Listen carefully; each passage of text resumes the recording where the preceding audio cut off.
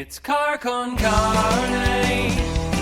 Let's eat in the car. It's car con carne. And now here's the star of our show, James Van Alstyne.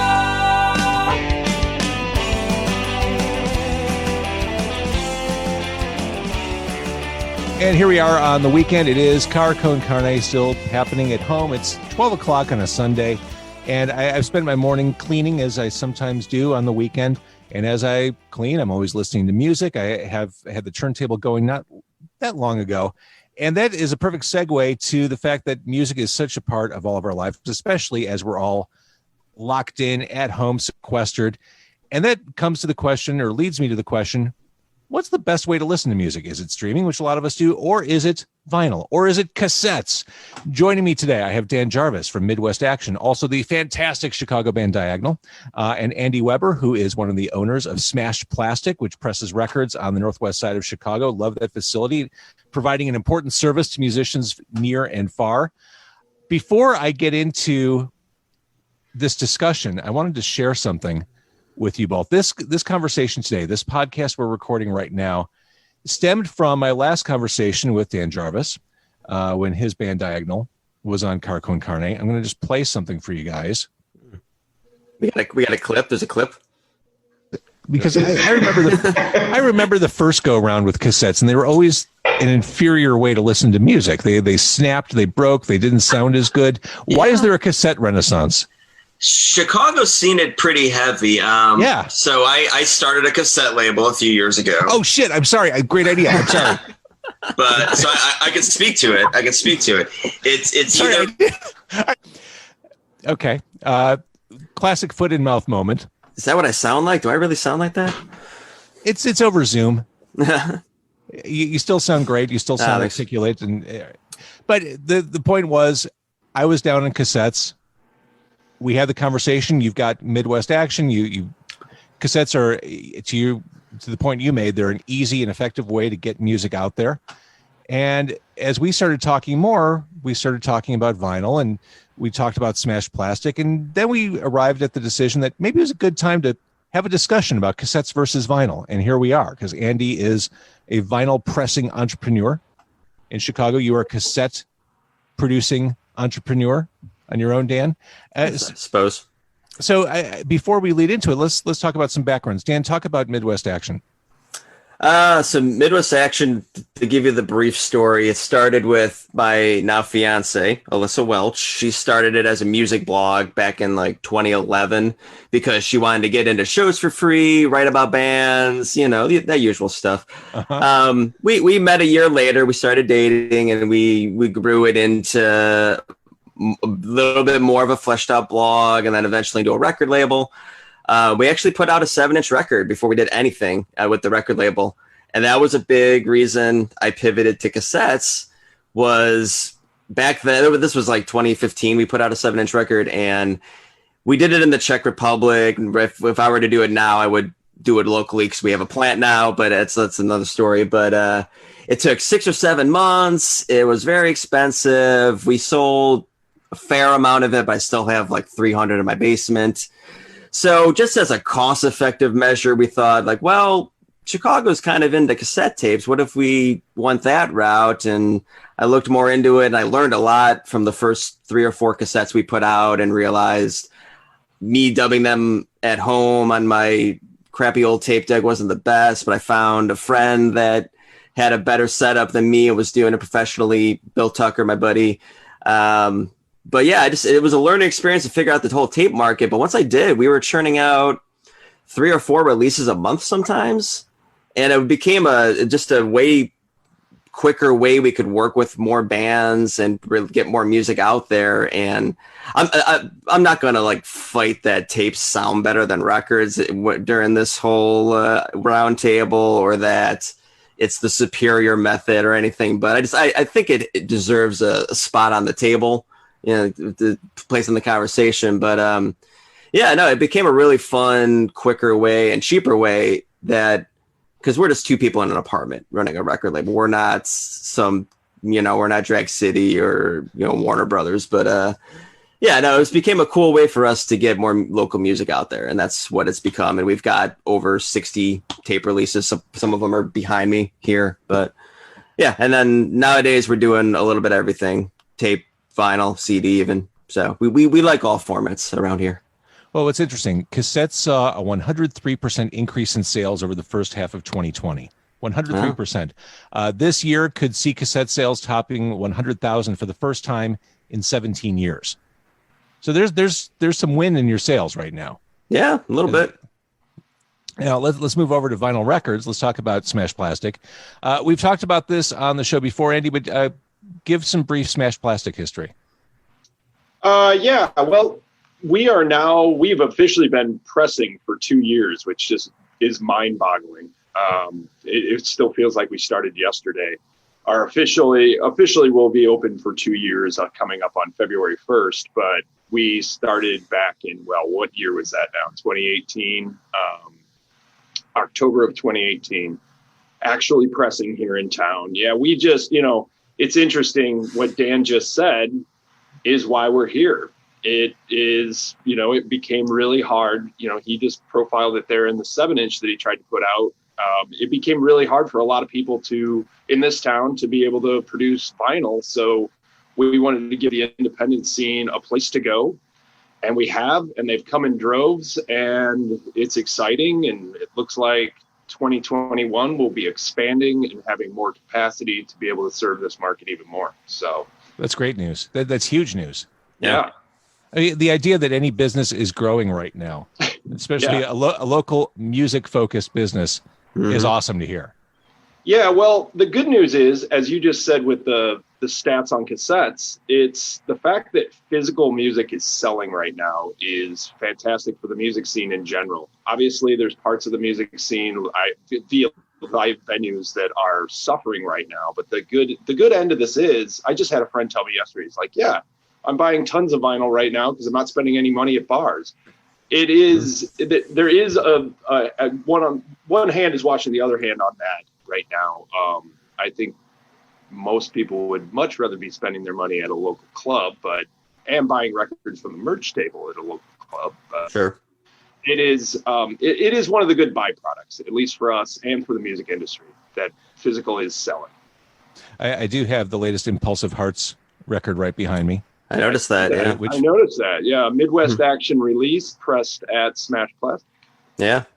Best of both worlds. Yeah. That was a good collaborative thing to have kind of lingering in the background. Perfect. I mentioned a great record. I've been telling everyone I know to listen to it. Danielle is just phenomenal voice, songwriting talent. I mentioned cassette sales stats. Vinyl records, 26% of music sales last year were on vinyl. 14-year high for vinyl. Already this year, vinyl has outsold CDs for the first time since 1986, with 2 months left to go. People, to your point, Andy, they're buying physical music, and they're taking cash that they would have otherwise earmarked for a couple rounds at the bar and having something to hold. Let's talk about having something to hold, the physicalness, because I may have told you this before. I've certainly said it on the podcast. I used to have a huge record collection going into the late 90s, a massive record collection. Then as I started collecting CDs and records stopped getting made, and after you move with vinyl enough times, I thought, I'm done. I can't do this anymore. I'm not going to, nothing new's coming out. I've got all these CDs, the wave of the future, and I donated all my vinyl to charity. Fast forward to the 21st century, streaming's great. You have access to everything, but there is something to be said, not just about, seeing a J card on a cassette or liner notes in a record. It's just the immersion in that piece of music. For 25 minutes aside, I am locked into that artist. I'm not fast forwarding. I'm not skipping ahead. There's something to be said for the experiential part of music. And I'll let either of you kind of speak to that. Go ahead, Dan.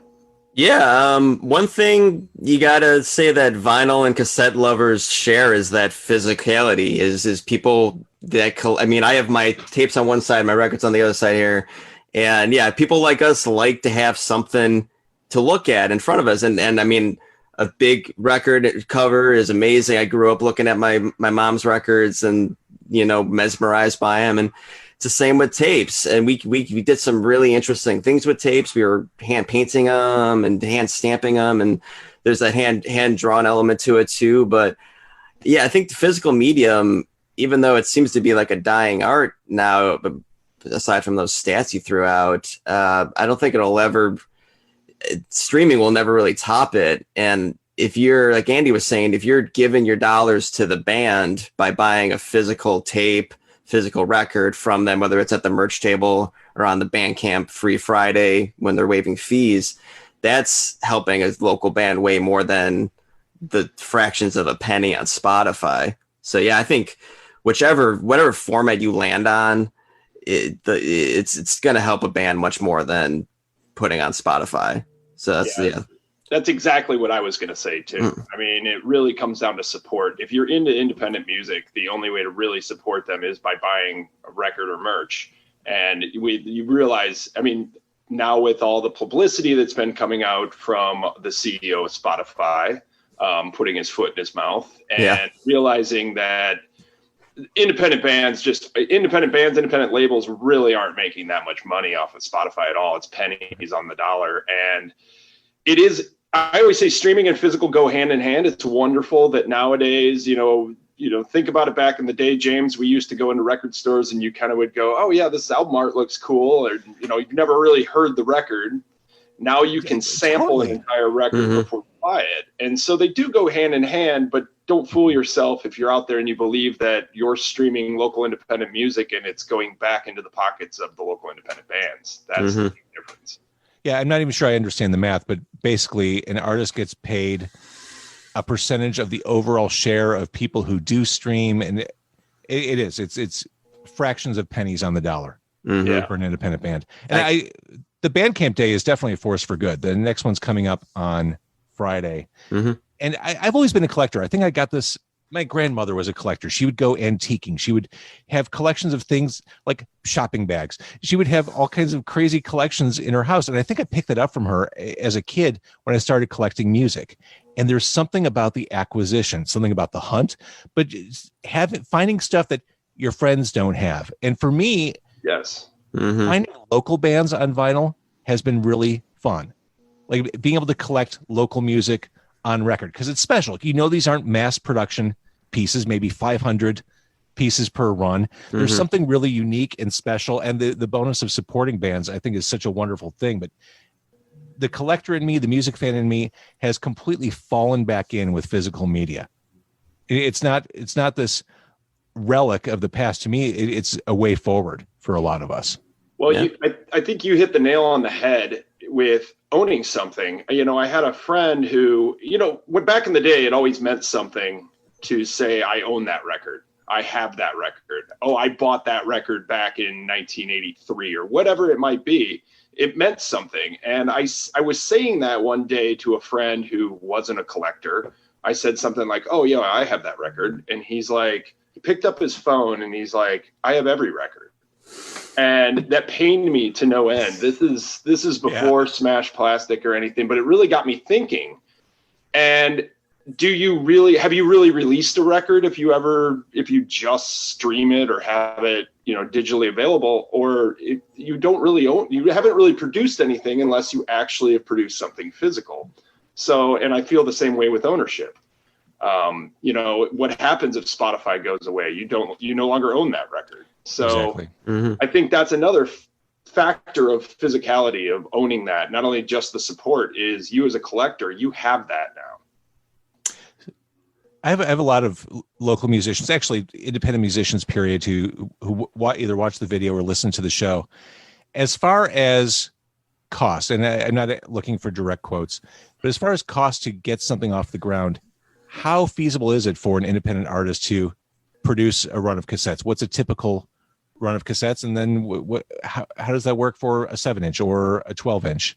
Yeah, I mean, a typical run of cassette, I think maybe it's changed a little bit in the last year, because even cassettes now, like you said, are becoming a little more popular, and there's a little bit of that problem. Andy was talking about how it's almost some places it was hard to get tapes done for a little bit because there was all of a sudden these magnetic tape shortages, which I don't know, I won't go that far into that, but on average, we were putting out tapes for about unit cost is probably around $3, $2.50, $3 a tape. And then you can sell that for $5. You could sell it for $10. You could sell it for $7, wherever you want to land. But when we wanted to just move merchandise, we'd say, hey, 3 for $10, 5 for $20. We do these big deals when we were doing tabling events at Pitchfork or Chirp Record Fair, and framing it in that way where we can say, hey, you can get 5 albums on cassette for $20. People started picking out more stuff. People said like, well, that looks pretty cool. Like Andy was saying, just on album art sometimes, because if you're a casual fan of local music, maybe you don't know who Diagonal is or Black Glass or Impulsive Hearts yet, but you see that album art and think that's pretty cool. Man, $5, I'll check that out. So the entry fee for cassette is real feasible, and as a record label, we help front that cost to the band, and we work together with the band on that. I mean, it's for vinyl, it's definitely a little steeper, but I think having I might be a little biased because I work at Smash Plastic as well, but having a local plan like Smash Plastic that is working way more hands-on with bands, and you don't have to worry about shipping a record overseas. It's become a lot more practical for a local band to press vinyl, which has been great. And so do artists pick up their vinyl from Smash Plastic? Like, can they forego shipping? Which, if I were an artist pressing a record, I'd want to be there. I'd want to load up my own vehicle with my own record. Like, there's something really satisfying, I'm sure, about just getting them hot off the press, so to speak, and loading them up and taking them home. It's like bringing a kid home from the hospital. Yeah, it's actually really satisfying for us too. It's after you work really hard on getting this record to sound right, look right, and sleeve it and everything. It's really satisfying to put it right in the trunk of somebody who is buying this record, who's produced this record. So, I mean, and speaking a little bit to what you guys were talking about earlier, we set our minimums pretty low compared to the industry when we got into this, purposely to make sure more people were doing vinyl here in the city.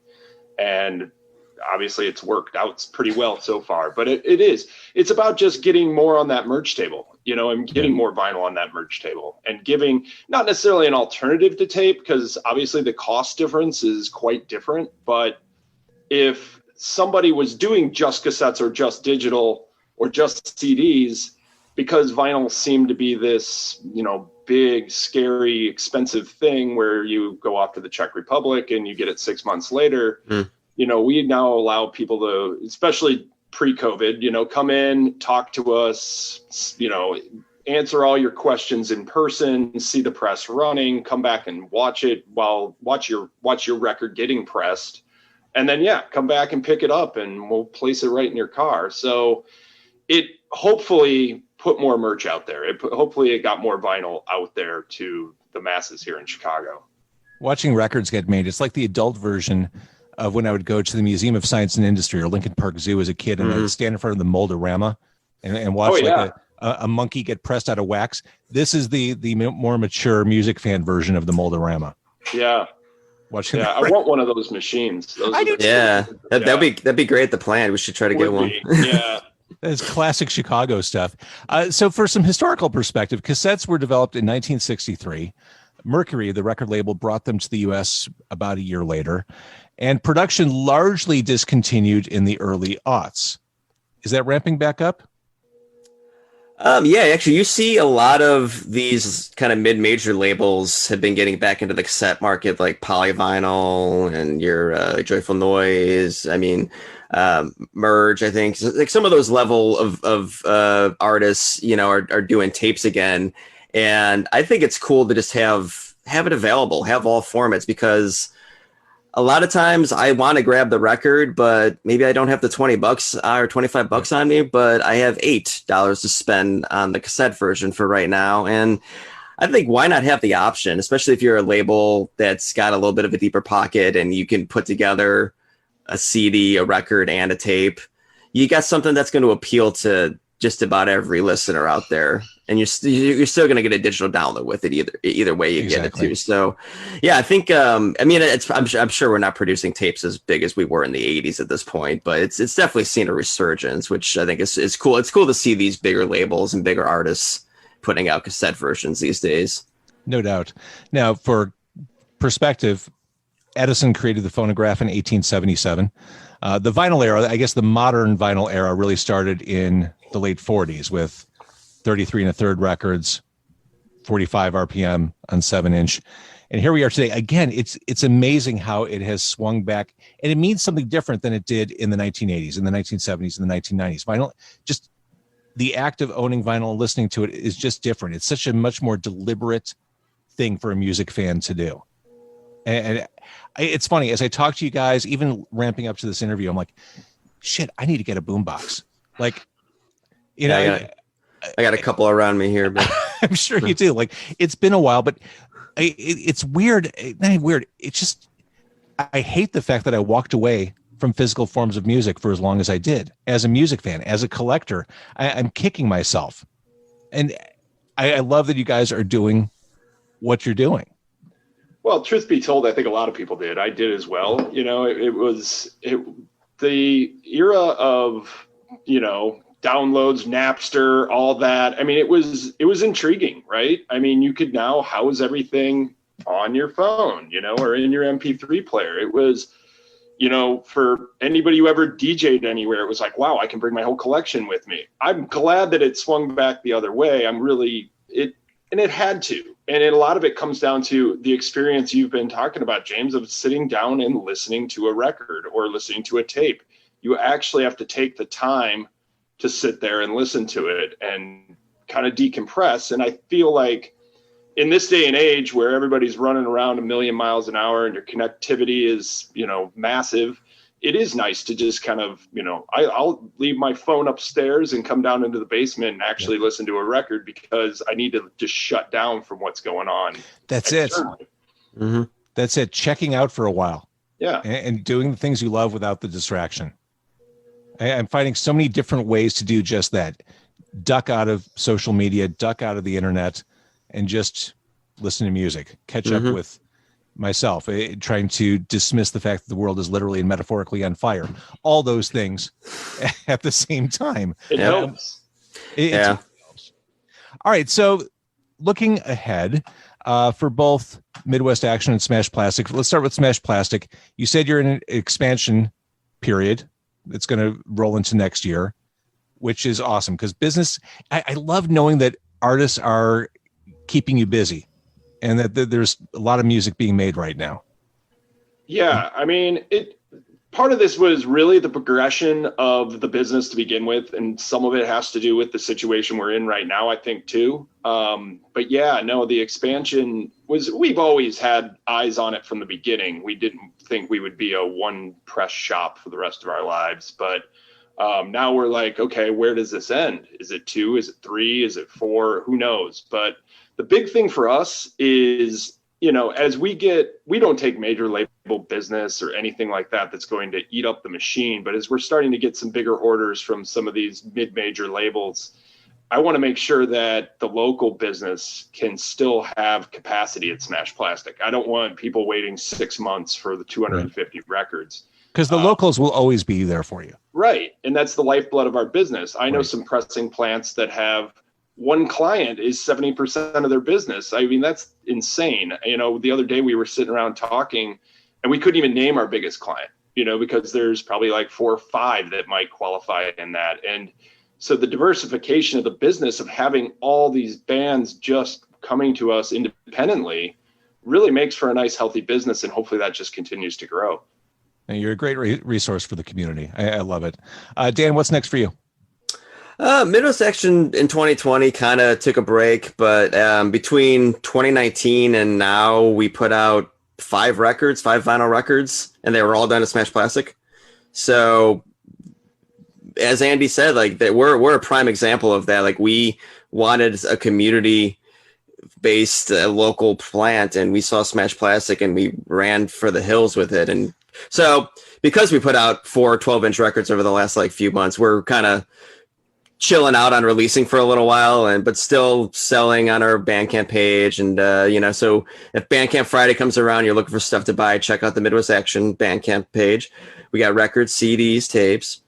But now maybe next year, hopefully there'll be some new stuff from Diagonal, and maybe some other of the Midwest Action artists are still recording. A lot of those artists have gone on to bigger labels too, and bigger local labels. So I'm always happy to see that bands we gave a start to by putting out a tape have gone. I'm never offended when a band goes to the next higher step to a record label that can get them out there a little more. But Sure. Yeah, till then, I'm going to probably spend the winter recording in the garage and making records with Andy. But I love it. And just to tout what Dan's doing, Diagonal does have a new record coming out pretty soon. It's all done. It's ready to go. Right? It's in the can right now. Yeah. So hopefully we'll be pressing that soon. I am also a personal fan of the band, so you and me both. Thanks. Yeah. It's our Carl Saff, our local lacquer cutting master's got it in his queue, so it'll be actually put to wax soon enough. That's awesome. Yeah. Lacquer in the front, poker in the back. Is that how that goes? Sure. All right, guys. Thank you so much for doing this. Yeah. Thanks for having us on. Yeah, thanks. It's been